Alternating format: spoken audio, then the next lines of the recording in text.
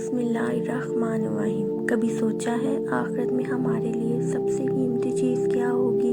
ना दौलत, ना शोहरत, ना ओहदा, बल्कि दो चीज़ें, हमारे अमाल और हमारे इखलाक।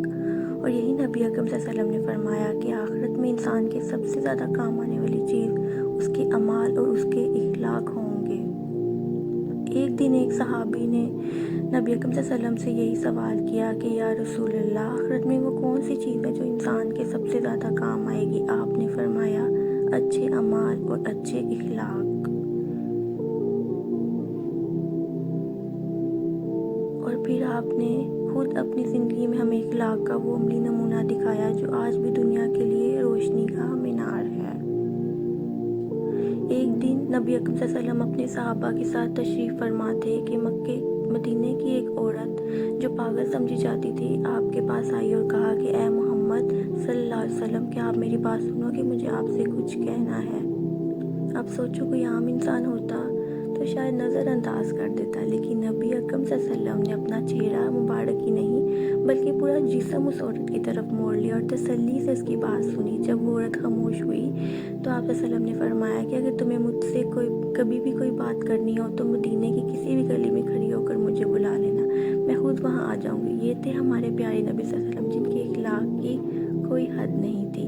और वही नबी सल्लल्लाहु अलैहि वसल्लम जिन्हें मक्का के लोगों ने बरसों सताया, पत्थर मारे, मजाक उड़ाया, उनके घर वालों को तकलीफ़ दी, लेकिन जब अल्लाह ताला ने आप सल्लल्लाहु अलैहि वसल्लम को फतह मक्का अता की तो आप एक फातिह बादशाह बन के नहीं बल्कि गर्दन झुकाकर आजिज़ी के साथ दाखिल हुए। लोग हैरान थे कि ये वही मोहम्मद सल्लल्लाहु अलैहि वसल्लम है जिन्हें हमने सताया, आज उनके हाथ में ताकत है। तो आप सल्लल्लाहु अलैहि वसल्लम ने फरमाया कि ए मक्का वालों, तुम मुझसे क्या उम्मीद रखते हो? उन्होंने कहा हम आपसे भलाई और रहम की उम्मीद रखते हैं क्योंकि आप एक शरीफ इंसान हैं और एक शरीफ इंसान के बेटे हैं। आप सल्लल्लाहु अलैहि वसल्लम ने फरमाया कि जाओ, आज मैं तुम सबको माफ़ करता हूँ। सुभान अल्लाह। ये था प्यारे नबी सल्लल्लाहु अलैहि वसल्लम का अखलाक। नबी अकरम सल्लल्लाहु अलैहि वसल्लम ने फरमाया कि क़यामत के दिन मेरे सबसे करीब वो शख्स होगा जिसके इखलाक सबसे अच्छे होंगे। मोमिन के मिज़ान में सबसे भारी चीज़ अच्छे इखलाक होंगे, यानी तुम्हारी नमाज, तुम्हारा रोज़ा, तुम्हारी इबादत, सबके साथ अगर इखलाक नहीं तो सब अधूरा है। अगर तुम चाहते हो कि अल्लाह तुमसे राज़ी हो तो लोगों के साथ वैसा ही बर्ताव करो जैसा तुम चाहते हो कि अल्लाह तुम्हारे साथ करे। जो तुम्हें तकलीफ़ दे तुम उसे अल्लाह के लिए माफ़ करो, उसे सलाम करो। जो तुम्हें बुरा कहे उसके लिए खैर की दुआ करो। यही अखलाक मोहम्मदी सल्लल्लाहु अलैहि वसल्लम है और यही जन्नत का रास्ता है।